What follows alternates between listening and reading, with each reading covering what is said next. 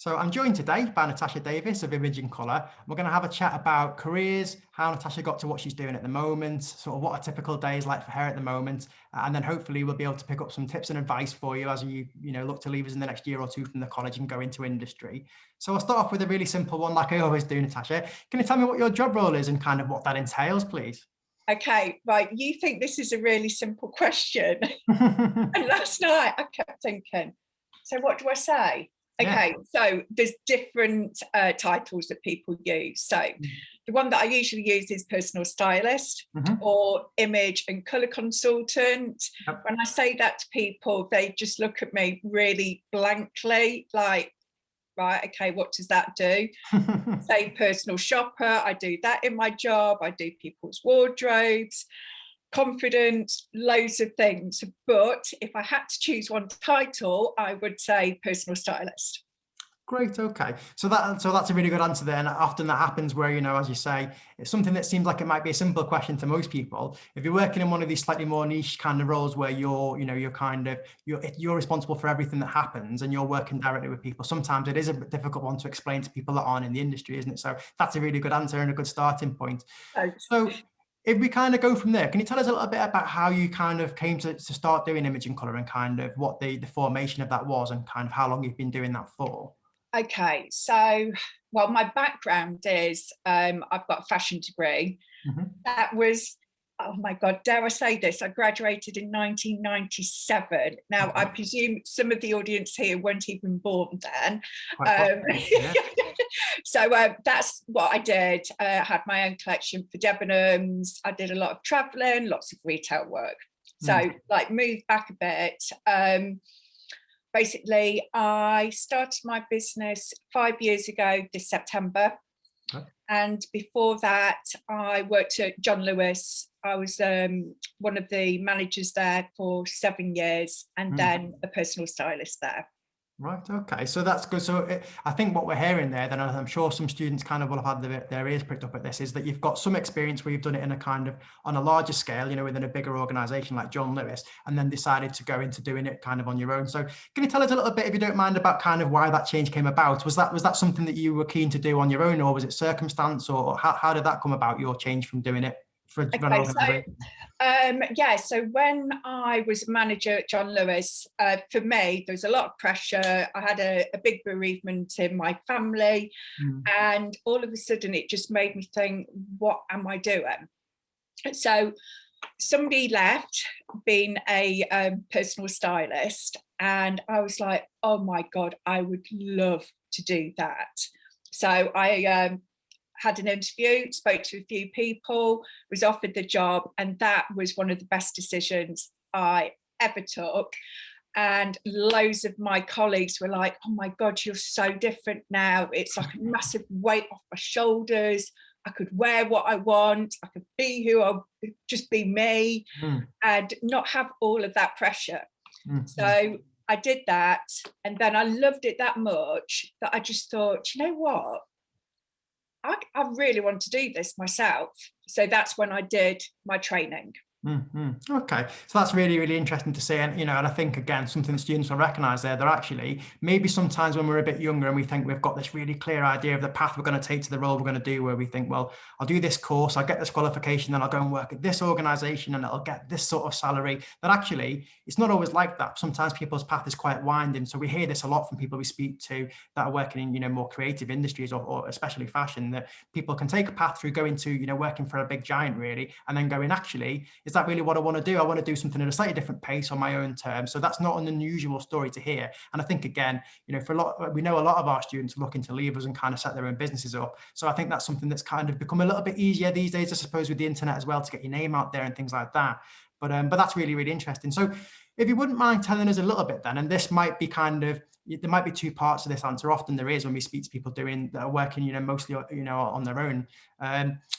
Sort of what a typical day in your working life is like at the moment, if there is one, and how that's changed sort of pre and post COVID as well.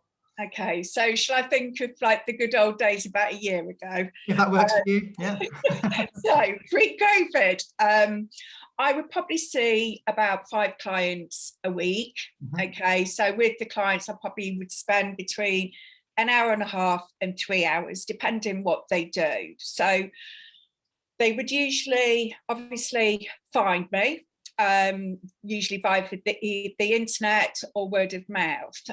This is one of the things that I'd say really, really strongly, because I also used to train people to do what I do, is it's all about you and who you are.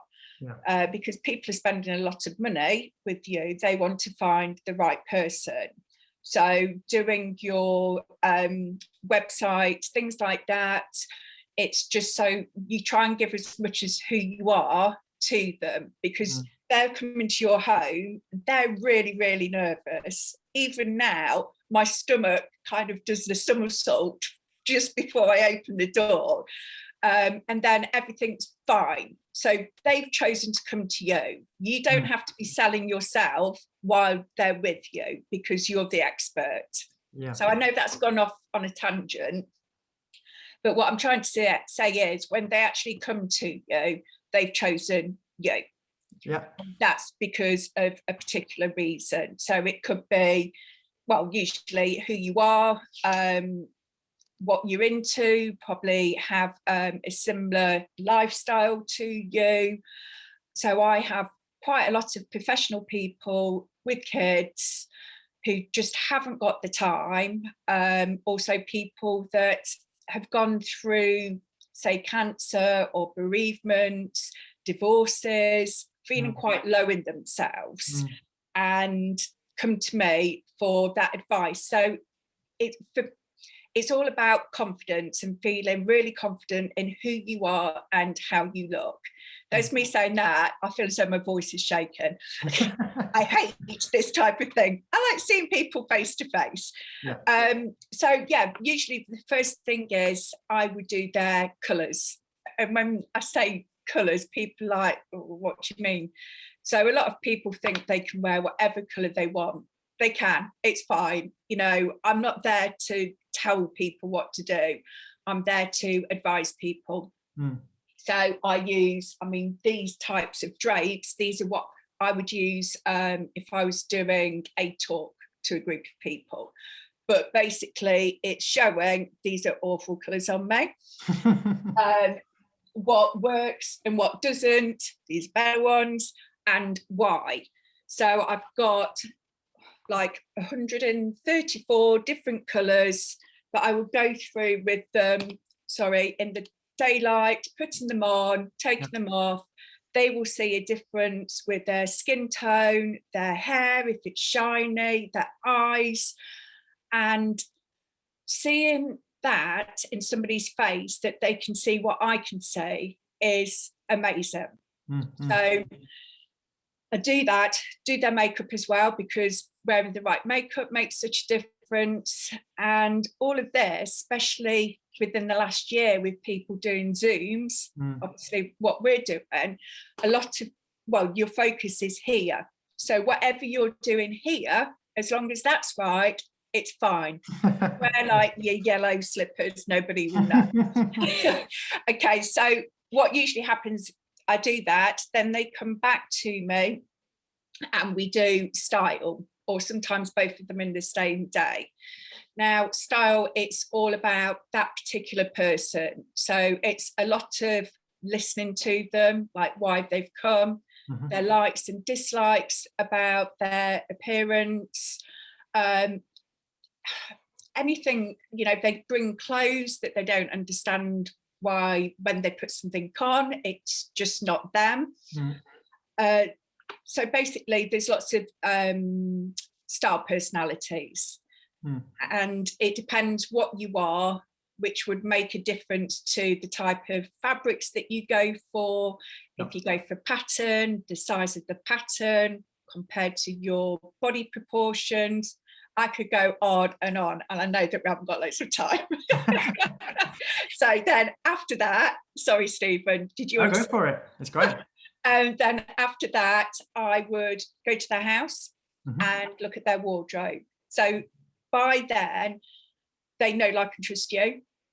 You know what is perfect for them, the type of styles, the cuts, all of that. So you go through their wardrobe.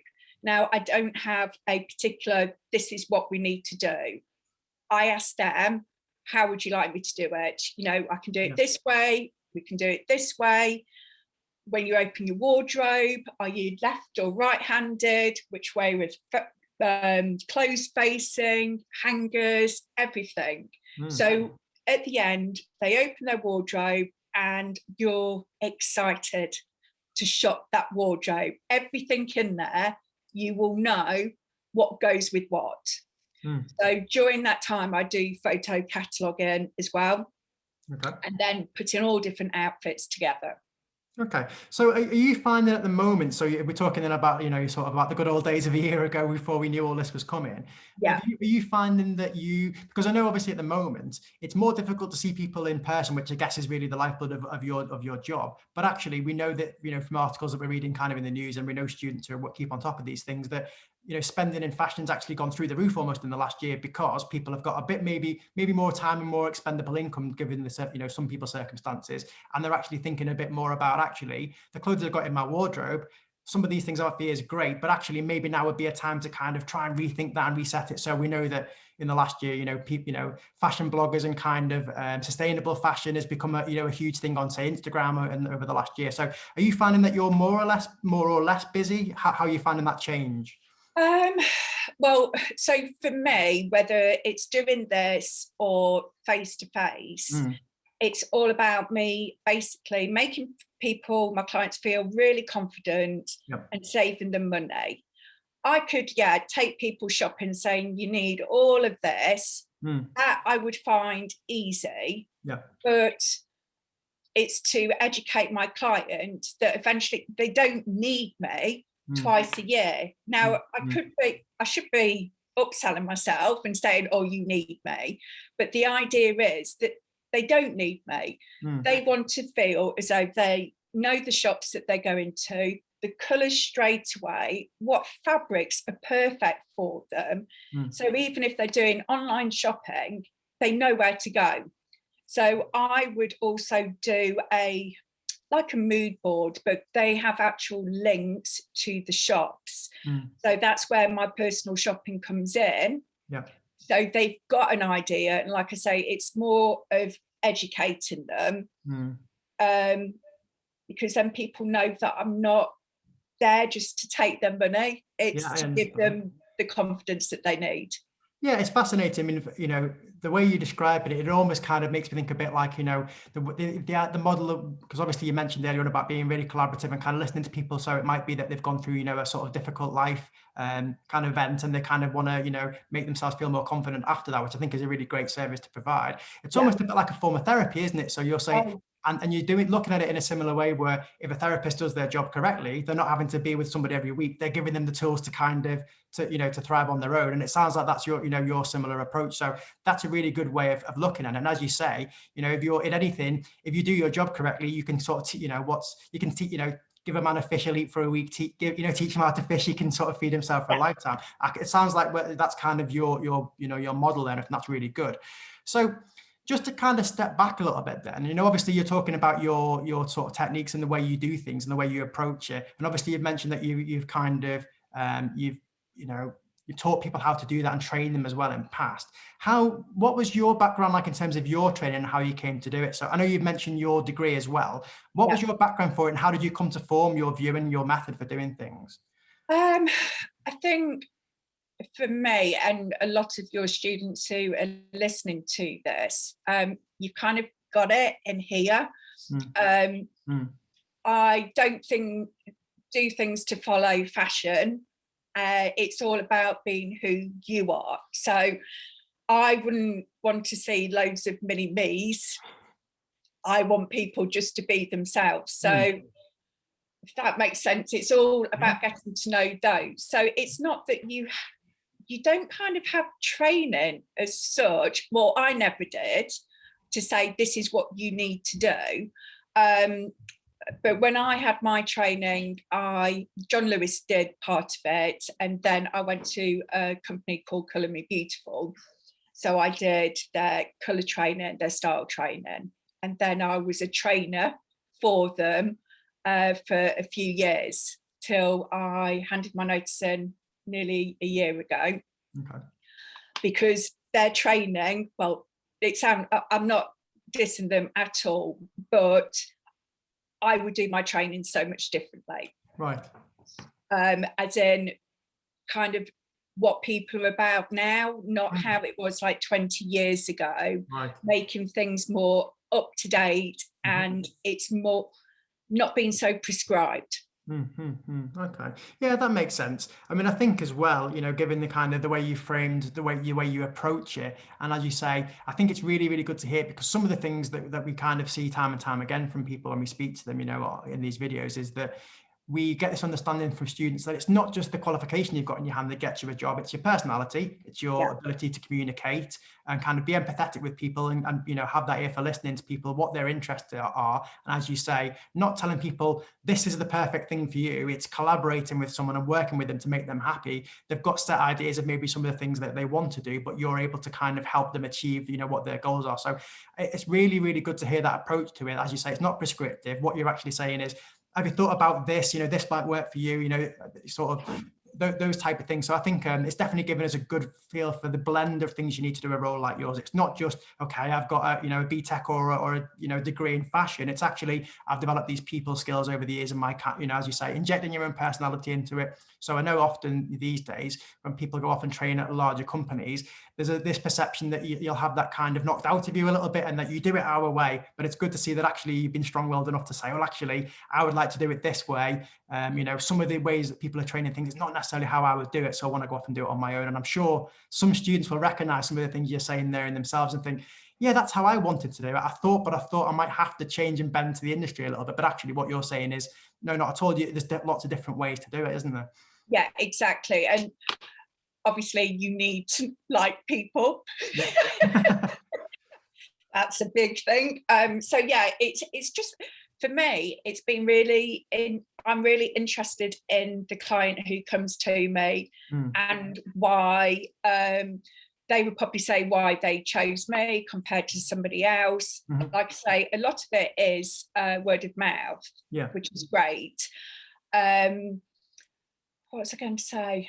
But yeah, I just think sometimes it takes it took me obviously quite a few years to get to where I am. I mean, I've got 2 teenage boys now, so I didn't start when I was young. But again, they're the type of clients that I attract, because, they know that I understand what their lifestyle's like, that your body changes when you have kids, that your confidence can go. And that's the thing that I can obviously help them with. Yeah, well, that's something I was going to ask you, is kind of, what is your sort of range or variance of clients like in terms of age ranges and the type of people you speak to? Do you find that a lot of people that are coming to you, because it's word of mouth, are kind of a similar background, a similar situation, or is it really varied? It is quite varied. I'd say my average client, I've had a lot of doctors, solicitors, lawyers, people who work in labs, who just don't see daylight, wear uniform. I've had police women. I've had a few gentlemen who've come regarding Instagram. I've had a very interesting gentleman who was a magician. Right. He was very creative. Oh my God, I've had loads of different people, teenage girls who aren't confident and need that confidence because of the peer group pressure as well. And then I've had people who kind of, some have told me they've got X amount of time left and they just want to do whatever they want. They want to know what they should be wearing and things. So it is really varied. But I would say usually you kind of attract the people similar to you. Right. Well, that's really fascinating. And I'm sure something the students will be really pleased to hear is that actually, when you're doing this sort of role and you are sort of, putting your own personality into it and helping people in the way that you've approached it, that actually what's, I guess, one of the most rewarding and probably most exciting parts of the job for you is, as you say, that all those different people you work with, no 2 days are the same, I suppose, in that respect. Even though you're the same and your job is the same, the way you have to approach it, you have to be very flexible and adaptable. We know this is something that employers in all industries are looking for these days. You know, the buzzwords is about being adaptable and being flexible to things, but obviously you then have to be able to kind of, you know, switch gears in terms of the way you speak to people, if it's different ages, as you say, from, you know, younger people to people that are perhaps a little bit older, or to people that kind of come from, you know, it's interesting you mentioned there, so many people you speak to are from sort of those professional backgrounds that are doing, you know, jobs like sort of lab work or doctors or police officers. That's really interesting. I'm sure a lot of students that are looking to being a, you know, personal stylists aren't necessarily thinking those are the sort of clients they might have, but actually it makes sense when you think about it, because if they're spending a lot of time in uniform and they feel like they can't project their own image,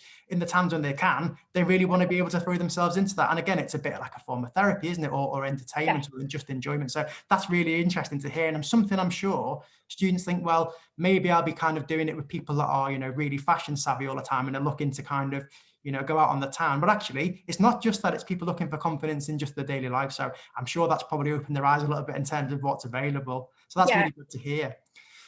I'm sorry, Steve, but I was going to say, you know, when people say a personal stylist, you kind of envisage the glamour of it. And I could have gone down that side, and there's nothing wrong with that. But for me, that's not what I'm about. It's all about that person, what they actually need.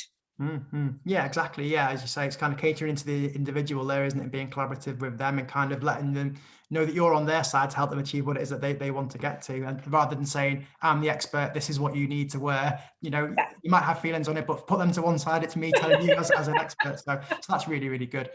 If we've got students then that in the next year or two are looking to go into doing a personal stylist role, or, you know, being an image consultant, what advice would you give to somebody that was looking to go into the industry now at a young age? Are there any kind of major do's and don'ts, or ways to kind of approach clients? Or if they were looking to go into a larger organization, what would be a good starting point, do you think? Basically, the more experience you get, the better. So, I mean, I did a lot of retail work. I've like loads of different stores, personal shopping for them. And you've got to have a passion for garments, how they're made. So you know, if somebody's doing fashion now, that's perfect, because you know how things are made. You know whether they're fully fashioned or they're cut and sew, why that fabric works, how it does, why a certain fabric is better for somebody who is who's got a natural style personality. So they would wear things that are really comfortable. But comfortable doesn't mean you have to be there in your joggers. So it's knowing how things are made, how things make people feel. So that's what the people who are watching this, they're the things that they would probably know as well. So it's kind of using your expertise, but then using your listening skills as well to think, right, okay, this is what this client wants and is, how can I do that? And explaining to them, you know, you have your shoulder here, well, obviously my shoulder's here, but with clothes wise, like where the seam is, and body shapes, things like that. So I think if it's something that you're interested in, you always will have a passion for it. Or even just start, like, you know, a lot of people usually start, well, I did, like, when I was younger, like teenager, I used to go shopping with my friends and pick all their clothes. And, you know, I still have friends now who borrow my clothes. So I think sometimes it's just been, I don't know, a little bit quirky or a bit adventurous. And what you usually find is the stylists, they would never go and see a stylist. They will not be told what to do because they are themselves. Right. Does Right. that make sense? It does make perfect sense. And I think, as you say there, it's about kind of having that passion for it and making that clear to the people that you want to work with. So you might have the qualification and you might have those sort of listening and communication skills, but actually you need to put them out there and let people know you've got them. So I suppose things like, making sure you've got, a decent website or some online presence is a really good start, especially at the moment, obviously, with people kind of doing it from home. And as you say there, using your friends possibly as guinea pigs a little bit if you're out shopping with them and kind of learning what works and what doesn't, how to communicate with people. So I think they're really good kind of entry points for doing that. I mean, in terms of the other thing I always ask people kind of as we come to an end here, Natasha, is in terms of kind of, these days, the online resources are a lot easier to kind of come by than it used to be. Years ago, you might have to go and sort of check a book out the library about colours or whatever it is. Yeah. These days, obviously, everything's available kind of at the touch of a button. Are there any kind of online resources that you use often that you think would be worth students having a look at, or any sort of, particular kind of TV shows that you look at or trends you look at, or even maybe things like, with these days, people mention YouTube channels or podcasts or anything like that? Is there anything you think students should be keeping on top of? I think obviously everything is very online these days. You know that I'm not very technical and things.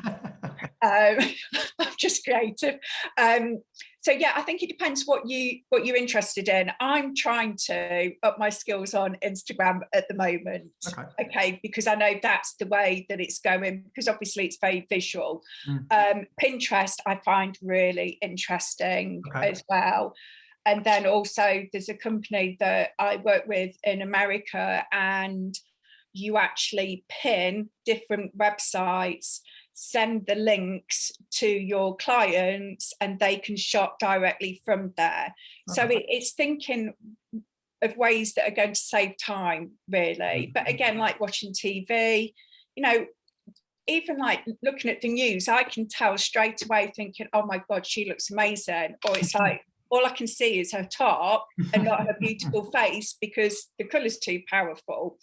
It's not that I would go around criticising everybody. I don't do that, but it's just bringing out the best in everybody and learning in a way that's right for you. I mean, like I said to you, my friend and I will be doing some training this year. It's not completely finished yet, so there is more to come if anybody's interested. But yeah, it's getting to know you. Yeah, great. Okay. So, and underneath the video, as we always do for students, we'll put the link to your website in there and some of your social media stuff. And obviously, you mentioned there about Pinterest. I'm sure all students are on top of that, but just in case they're not, worth having a look at. That's something I know my other half spends a lot of time looking at the moment. And, I know that's a really invaluable resource for people in all creative industries, not just fashion. You can use that for, redecorating your house or whatever it might be you're doing. It's a brilliant resource. And obviously there, it's good to hear that kind of everyone's embracing, things like Instagram these days as well, for getting things out there. So good to hear from somebody in industry that you are using those things. I know students will think, well, I use Instagram and Pinterest. I'm not sure if that's what the pros do, but actually you're saying, well, it is. So that's something for them to keep on top of. And we'll link to all of those, but below as well. And obviously, maybe in the future, as you're talking about, the training stuff you're working on, we might come back to you and speak to you about that in future as well, perhaps, if that's something students are interested in. So definitely check out Natasha's website, have a look at the things that she's doing. And, by all means, I'm sure if you want to come back to me or Emma in our team with any questions about any of the things Natasha said, then feel free to get them over to us and we can pick them up with Natasha in future, hopefully as well. Okay, thank you so much for your time and for inviting me. It's a real honour. Well, thank you very much. It's been great to hear from you, Natasha, and I'm sure students will enjoy it. Thank you. Thank you.